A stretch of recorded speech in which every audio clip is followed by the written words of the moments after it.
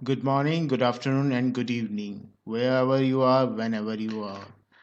Today, on 15th of May 2021, we are going to discuss happiest mind. आज 15 मई 2021 को हम happiest mind के बारे में डिस्कस करेंगे। इसमें अधिकतर ऑसिलेटर्स और इंडिकेटर्स मैं यूज़ करूँगा और इसमें आपको काफ़ी कुछ सीखने को मिलेगा। Let's begin. एक्चुअली क्या हुआ था, स्टार्टिंग से मैं यहाँ पर दिखाता हूँ। आप यहाँ देखिए, ये क्लियर डाउन ट्रेंड है, मीन्स प्राइस ऊपर से नीचे की तरफ आ रहा है। ये क्लियर डाउन ट्रेंड है, प्राइस ऊपर से नीचे की तरफ आ रहा है। लेकिन यहाँ पर क्या है कि वॉल्यूम जब ऊपर से नीचे की तरफ आया था वॉल्यूम ज़्यादा था, नीचे आया वॉल्यूम कम है। इसका मतलब क्या है कि ये this down trend is not supported by volume. ठीक, सो ये डाउन ट्रेंड ज़्यादा देर नहीं चलेगा, ज़्यादा टाइम नहीं चलेगा। क्लियर?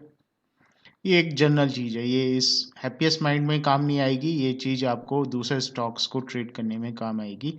मैंने डेली का चार्ट लिया है, डेली के चार्ट पे प्राइस नीचे आ रहा है, उसी के साथ वॉल्यूम भी नीचे आ रहा है, मतलब ये डाउन ट्रेंड वॉल्यूम से सपोर्टेड नहीं है। क्लियर? नेक्स्ट, टॉप पे 10 मई से इसने टॉप बनाई, उसके बाद नीचे आया, प्राइस क्या नीचे आया।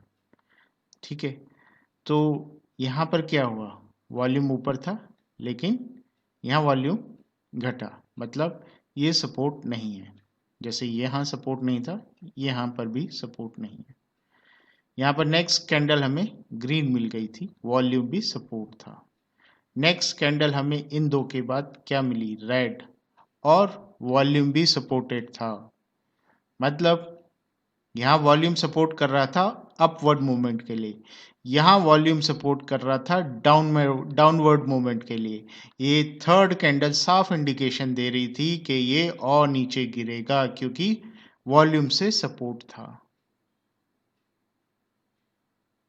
क्लियर?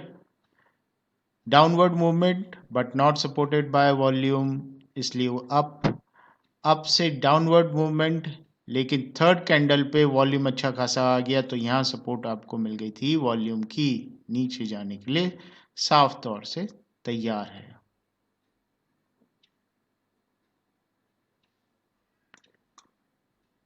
इसको ऑटो करेक्ट करते हैं। अब यहाँ पर क्या हुआ, यहाँ तक तो हमने डिस्कस कर लिया कि वॉल्यूम बढ़ा है और नीचे आया। नेक्स्ट कैंडल पे भी आप देख रहे हैं कि वॉल्यूम बढ़ गया है, तो ये डाउनवर्ड जो है इससे सपोर्ट है।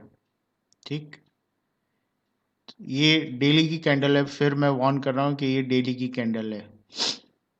यहां पर एक बहुत अच्छी चीज हुई है बहुत अच्छी चीज कैसे, इसको मैं इलिप्स ले लेता हूं, इलिप्टिकल में। आप जरा इस चीज पे फोकस करें।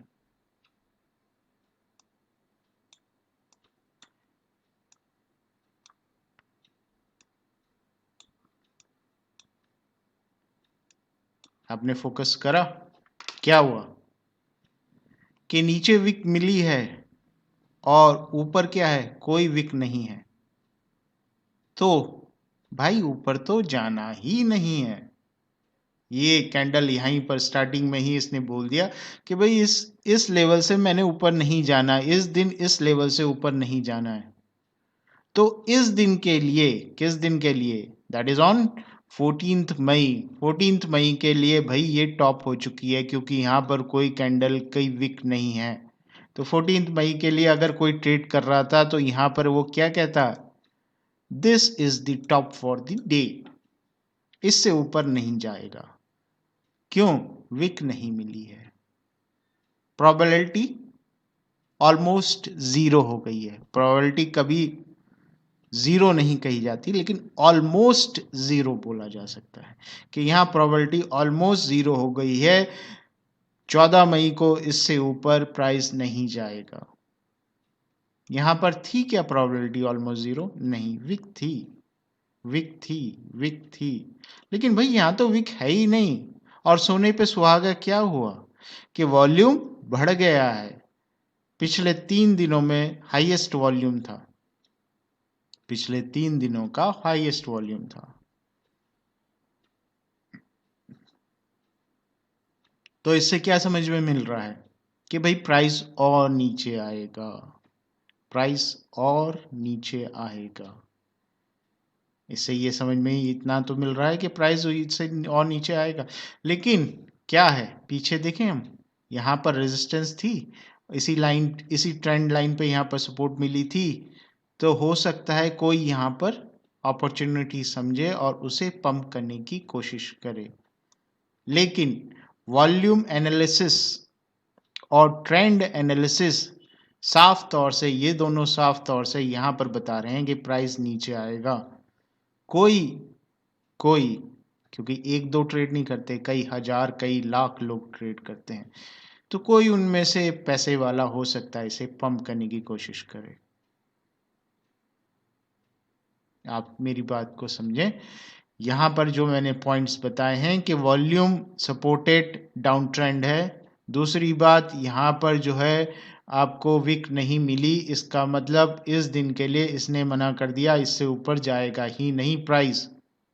तो प्रोबेबिलिटी ज़्यादा होती है, ट्रेंड को फॉलो करता है, प्रोबेबिलिटी ट्रेंड को फॉलो करती है। अभी ट्रेंड ब्रेक नहीं हुआ तो प्रोबेबिलिटी क्या होगी कि नीचे ही आएगा।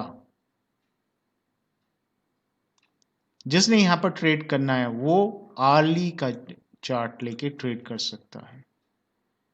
आर्ली के चार्ट में देखें, यहाँ पर विक्स बनी, तो आर्ली के चार्ट पे यहाँ पर ट्रेड कर सकता है, लेकिन वो सिर्फ ट्रेड होगी, इन्वेस्टमेंट का टाइम नहीं होगा। ठीक है, क्योंकि ये लास्ट आवर में ये पंप हुआ है, लेकिन छोटा सा। तो अगले ट्रेडिंग सेशन में इंटरनेशनली स्टॉक्स कैसे जा रहे हैं, इंटरनेशनल मार्केट कैसे ट्रेड कर रहा है, उसका इम्पैक्ट हमारे डोमेस्टिक मार्केट में क्या पड़ता है, और उसका इम्पैक्ट हमारे हैप्पीएस्ट माइंड पे क्या पड़ता है, ये सारी की सारी चीज़ें मैटर करेंगी। लेकिन फिलहाल हम यहाँ पर डेली पे डिस्कस कर रहे हैं। तो डेली पे अभी तो ट्रेंड नीचे की तरफ है, कोई ट्रेंड रिवर्सल साइन नहीं दिखाई दे रहा है, बस ये एक छोटी सी विक है। तो ये छोटी सी विक वो आखिरी 1 घंटे का छोटा सा पंप था। तो एक ये भी चीज हो सकती है, जो ये आखिरी 1 घंटे का छोटा सा पंप था, पोजीशन स्क्वायर ऑफ होती हैं आखिरी 10 मिनट 15 मिनट में, पोजीशंस स्क्वायर ऑफ होती हैं। तो जब पोजीशंस स्क्वायर ऑफ होती हैं तो आखिरी टाइम पे आपको इस तरीके का पंप मिलता है, राइट। अब यहां पर क्या हो सकता है कि ये थोड़ा सा ऊपर जा सकता है। क्यों? क्योंकि यहाँ एक पिछला सपोर्ट लेवल्स दिखाई दे रहा था, तो हो सकता है कि थोड़ा सा ये ऊपर जाए। लेकिन जिस तरीके से ट्रेंड है, तो ये सेकंड सपोर्ट पे ही आप बाय करने की कोशिश करें। जिन्होंने फर्स्ट सपोर्ट पे बाय नहीं करा वो सेकंड सपोर्ट पे बाय करें, राइट। अब हम इसी का दूसरे तरीके से समझने की कोशिश करते हैं। ये मैंने ईएमए का रिबन लिया है। ईएमए के रिबन में ये देखिए विक निकली है। अगर मैं इसे जूम करता हूँ यहाँ पर, तो ये विक निकली है, और ये फर्स्ट रिबन का फर्स्ट जो है ईएमए, उसको ब्रेक करके फिर ऊपर सेकेंड रिबन से ऊपर आया, सेकेंड ईएमए से ऊपर आया। तो जनरली ये देखा गया है कि अगर इसने अप ट्रेंड दिखाना है तो मैं जनरली या तो यहाँ पर ऊपर ही दिखा देगा या बॉटम पे आके दिखाएगा। तो बॉटम पे वही S2 जो हमारी सपोर्ट जोन है, यहाँ कहीं आके ये सपोर्ट दिखाएगा। तो प्रोबेबिलिटी ज़्यादा S2 जोन की हो रही है यहाँ पर, क्योंकि अभी हमारे पास रेड कैंडल का वॉल्यूम ज़्यादा है। हो सकता है थोड़ा सा रुके, लेकिन नीचे आने की संभावना ज़्यादा है। इसको हम RSI पे समझेंगे। RSI पे यहाँ पर देख रहे हैं 50 के मीन पे इसने सपोर्ट ली थी, 50 के मीन पे आ रहा है, 50 के मीन के आसपास हो सकता है थोड़ी सी सपोर्ट ले। ठीक है, हो सकता है थोड़ी सी सपोर्ट ले क्योंकि वो मीन पे आ रहा है। अगर इसको मैं हाइड कर देता हूं और यहां पर आप देख रहे हैं कि 50 के मीन पे इसने सपोर्ट ली थी, यहां से 50 के मीन पे कंटिन्यूस ये यहां पर इस लेवल पे सपोर्ट ले रहा था। तो अभी तो शुरुआत ही है, कंटिन्यूस सपोर्ट ले रहा था, क्या ये आगे जाएगा? नहीं। यहाँ पर क्या है कि अगर मैं इसको डेली से वीकली पे करता हूँ तो आप एक चीज़ देख रहे हैं, इतना बड़ा रेड कैंडल बन चुकी है, इक्वल साइज की, इतनी बड़ी ग्रीन थी, इतनी बड़ी रेड बनी है, तो प्रोबेबिलिटी नीचे आने की ज़्यादा है। ठीक, तो ये RSI पे भी मैंने यहाँ पर बता दिया है कि प्रोबेबिलिटी नीचे आने की ज़्यादा है। अब हम बॉलिंजर बैंड लेते हैं। बॉलिंजर बैंड में क्या था? बॉलिंजर बैंड से बाहर निकला, अंदर आया फिर, और स्क्वीज होने के बाद फिर ऊपर गया, बाहर निकला, अंदर आया, पहली वाली सपोर्ट पे सपोर्ट ली कई दिनों तक, फिर ऊपर गया। अभी क्या हो रहा है? बाहर निकला बॉलिंजर बैंड से, तो जब जब ये बाहर निकलता है अंदर आने की संभावना बढ़ जाती है। कम से कम 4 दिन बाद, 3 दिन बाद, 4 दिन बाद अंदर आता है, 3 से 4 दिन बाद अंदर आता है, 3 से 4 दिन बाद अंदर आता है, आ गया अंदर। उसके बाद जो है ये यहाँ पर इसके बॉलिंजर बैंड के मीन पे फिर सपोर्ट ले रहा है। तो हमने पहले यहाँ पर डिस्कस करा है कि ये इस जगह पे सपोर्ट लेने की संभावना है क्योंकि RSI पास में आ रहा है। वही चीज दूसरा ऑसिलेटर बता रहा है, एक ही चीज को दूसरा ऑसिलेटर भी कंफर्म कर रहा है कि हाँ हो सकता है कि ये इसके मीन पे, बॉलिंजर बैंड के मीन पे सपोर्ट ले। लेकिन फिर वही बात आती है कि प्रोबेबिलिटी कितनी है?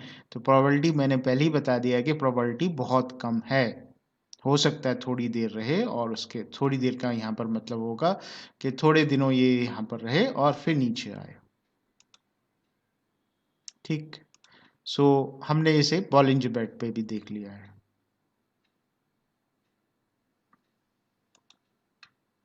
अब इसको ऑसम ऑसिलेटर पे देखते हैं। ऑसम ऑसिलेटर पे क्या है? ग्रीन कर्व नीचे की तरफ आया, रेड रेड रेड, ग्रीन नीचे की तरफ, रेड रेड रेड, ग्रीन नीचे की तरफ, रेड रेड रेड। क्या रेड स्टार्ट हो चुका है? हो चुका है। तो क्या ये फिर से यहीं से कर्व लेके ऊपर जाएगा?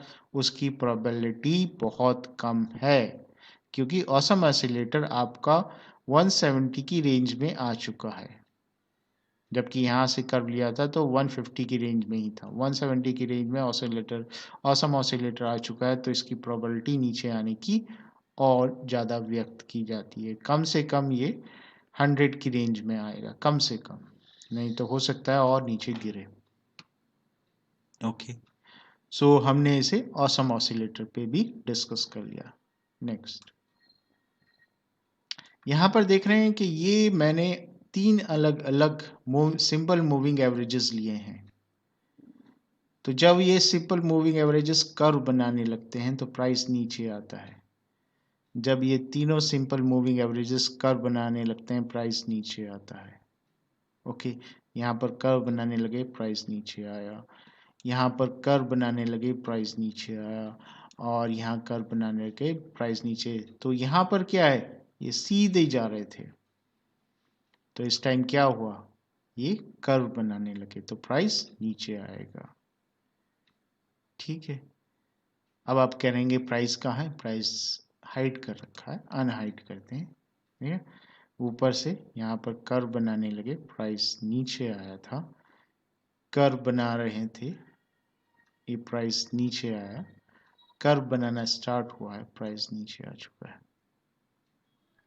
फिर वही है कि एंट्री पॉइंट कहाँ हो सकता है? कुछ पार्ट मैंने पहले वाला वीडियो का लिंक ऊपर पॉपअप हो रहा होगा, उसको देखें। तो पहला मैंने यहाँ पर बताया था कि S1 यहाँ पर एंट्री ले सकते हैं और कुछ पार्ट आप यहाँ पर एंट्री ले सकते हैं। तो क्योंकि यहाँ से ये प्रोबेबिलिटी ज़्यादा हो रही है इस टाइम के ये नीचे आएगा, तो 30-70 का पोर्शन आप रख सकते हैं या कुछ पोर्शन और नीचे के लिए बचा सकते हैं।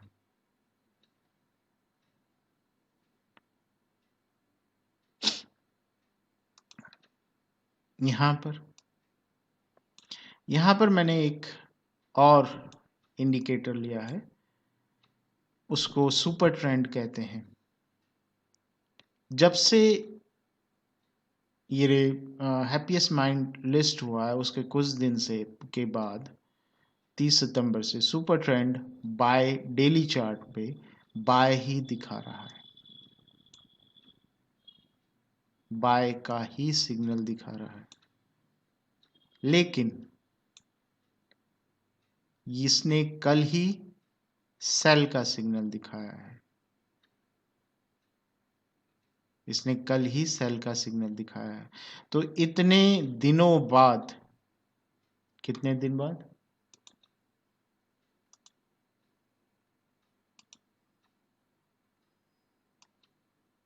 वेल यहाँ तक नहीं, इससे आगे होगा क्योंकि कल दिखाया है और यहाँ से स्टार्ट नहीं करते, जब यहाँ इसने शुरू करा था तब से। तो 226 दिनों बाद इसने सेल का सिग्नल दिखाया है। 226 दिन तक ये कह रहा था कि बाय करो बाय करो बाय करो। वेल मैक्सिमम क्या होता है कि छोटी रेंज के लिए, क्योंकि ये बड़ा है तो ये इसकी प्रोबेबिलिटी ज़्यादा है कि ये सही दिखा रहा होगा, लेकिन छोटे उसमें छोटी रेंज में ये सिग्नल्स गलत दिखाता है। पहला कारण ये है कि ये डिलेड इंडिकेटर है। डिलेड इंडिकेटर आप देख रहे हैं ये 2 दिन से गिर रहा है, तीसरे दिन इसने सेल दिखाया। अभी पहले दिन क्यों नहीं दिखाया, दूसरे दिन क्यों नहीं, इतना फॉल होने के बाद ये सेल सिग्नल दिखा रहा है। तो इसी कारण से इसको डिलेड इंडिकेटर कहते हैं। ठीक, सो ये डिलेड इंडिकेटर कह रहा है कि सेल है, सेल कर सकते हैं। लेकिन जनरली क्या होगा, मैं जो देख रहा हूं यहाँ पर, ये 1-2 दिन ऊपर की तरफ जाएगा क्योंकि 3 दिन से लगातार गिर रहा है, 3 दिन से लगातार गिर रहा है, 3 दिन से लगातार ये गिरा था, उसके बाद ये थोड़ा सा ऊपर गया था, लेकिन यहाँ से सपोर्ट लेके ऊपर गया था। हो सकता है यहाँ से सपोर्ट लेके ऊपर जाए, प्रोबेबिलिटी कुछ भी हो सकता है, लेकिन वो समय बताएगा। अभी तो जो प्रोबेबिलिटी है इतना बड़ा डाउन ट्रेंड आने के बाद नीचे की ही है, लेकिन अगर इसने इस तरीके से कुछ पैटर्न बनाना स्टार्ट कर दिया तो इसका मतलब यहीं से ये रिवर्सल ले लेगा, लेकिन वो हमें कुछ दिन यहाँ पर बिताने होंगे, कुछ दिन इसे देखना होगा कि ये कौन सा पैटर्न बना रहा है। मैं आज ही नहीं कह सकता कि ये नीचे गिर जाएगा या ऊपर जाएगा, कुछ दिन देखना पड़ेगा। हो सकता है कि ये सेम पैटर्न इस तरीके से यहाँ पर बना दे और ऊपर चला जाए, वो समय बताएगा।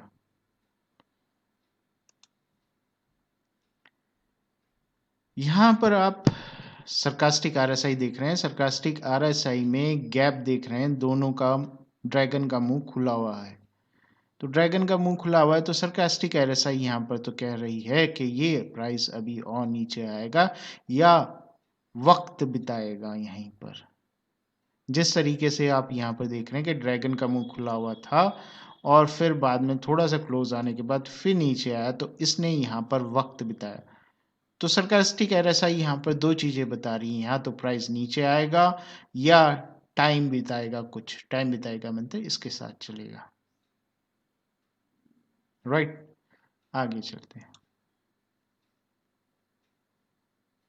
ये पिवोट पॉइंट लेवल्स हैं। पिवोट पॉइंट लेवल्स में क्या है कि हर चीज मीन पे आती है, तो इसका मीन कहाँ है, पिवोट पॉइंट जो है, पिवोट पॉइंट सेंटर में ऊपर से नीचे आना चालू हो गया, तो प्रोबेबिलिटी क्या है कि पिवोट पॉइंट तक आएगा।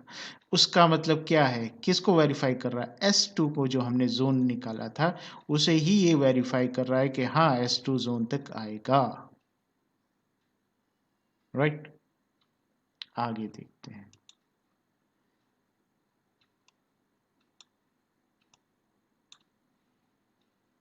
यहाँ पर ये पियर्सिंग कैंडल, हाँ मैं पहले डिस्कस करने से पहले बता दूं कि ये वीकली है, वीकली है, डेली नहीं, आरली नहीं, वीकली है, तो समय लगेगा।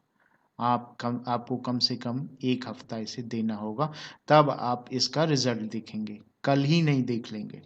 ठीक है, तो प्लीज कल आप आके यहाँ पर कमेंट ना करें कि कल ही है हो गया, आपने वीकली पे ही कहा था। वीकली को वीकली टाइम दो ना, 1 घंटा या 2 घंटा या कुछ 4 घंटे दे के नहीं। सो आप ये देख रहे हैं, ये क्या था, अप ट्रेंड था, अप ट्रेंड के टॉप पे, ये इसको मैं अभी के लिए टॉप मानूंगा क्योंकि इससे आगे मुझे कैंडल्स नहीं दिखाई दे रही हैं। अप ट्रेंड के टॉप पे रेड कैंडल बना चुका है, क्लियर। तो ये क्या कह रहा है कि भाई ये अप ट्रेंड खत्म हो गया है। टेक्निकली किताबों के टेक्स्ट बुक के हिसाब से ये ट्रेंड यहां पर खत्म हो चुका है, अब दूसरा ट्रेंड चलेगा, राइट। दूसरी बात, वीकली स्केल पे पेयर्सिंग कैंडल बना चुकी है क्योंकि ये गैप अप ओपन हुआ था। इसका ओपनिंग प्राइस था 846, इसका ओपनिंग प्राइस 846 था और इसका ओपनिंग प्राइस था 719। ओके, तो गैप अप ओपन हुआ है, गैप अप ओपन होके ये इसकी बॉडी के हाफ से, इसकी बॉडी के हाफ से नीचे आ चुकी है। तो ये क्या है, पेयर्सिंग कैंडल है, क्या बोलती है कि अगर ऐसा हो तो ट्रेंड नीचे की तरफ आएगा, पहली बात। दूसरी बात, हाफ से भी नीचे बॉटम के बिल्कुल क्लोज आया है, अगर ये थोड़ा सा और नीचे क्लोज होती यहाँ कहीं तो ये बियरिश एंड गैल्फिंग कैंडल पैटर्न बनाता, उसका रिजल्ट क्या होता, उसका और नेगेटिव रिजल्ट होता है और नीचे आने की संभावना ज्यादा व्यक्त की जा सकती थी। तो जो उछल रहे हैं एज अ बॉइलिंग पटेटो, वो जंप ना करें किसी कंक्लूजन पे। इसकी संभावना वीकली पे बिल्कुल साफ दिखाई दे रही है कि ये नीचे आएगा, लेकिन क्योंकि ये संभावना ही है, प्लीज़ कोई भी डिसीजन लेते हुए आप अपने फाइनेंशियल सलाहकार से ज़रूर मदद ले लें। With that note, I want to close this video. Thank you very much and hope that this video was very helpful for you. Thank you very much.